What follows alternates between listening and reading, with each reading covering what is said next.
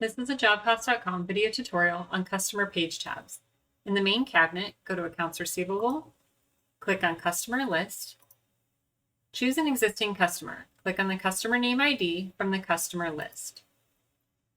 Right below the multicolor buttons along the top are page tabs. These page tabs can be customized by an administrator to add, change, or reorder them. These page tabs display grids with information that correspond to your customer without needing to navigate between screens. It allows you to drill into invoices, receipts, jobs, contacts, and locations directly from the grids.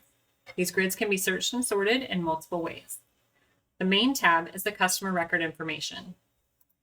Customer open is all open AR invoices for the customer, less retention. Customer open with retention is all open AR invoices for the customer, including retention. Customer invoices are all open and previously paid AR invoices for this customer. Customer invoice detail is each individual detail line item for all open and previously paid AR invoices. Customer adjustments are adjustments that were made to any open and previously paid AR invoices for this customer. Customer receipts are receipts applied to AR invoices for this customer. Customer receipt invoice detail is each invoice that the receipt was applied to.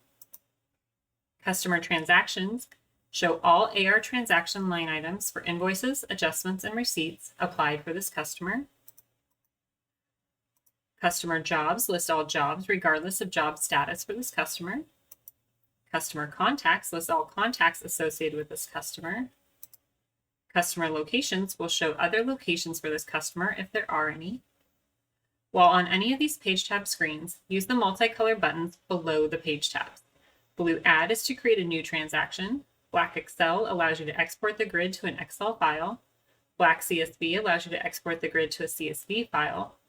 Teal Refresh refreshes the screen after any changes were made. Teal Clear Sorts clears any column sorts used. Teal Clear Filters clears any filters used. Yellow Undo lets you undo any recently entered information or changes prior to saving.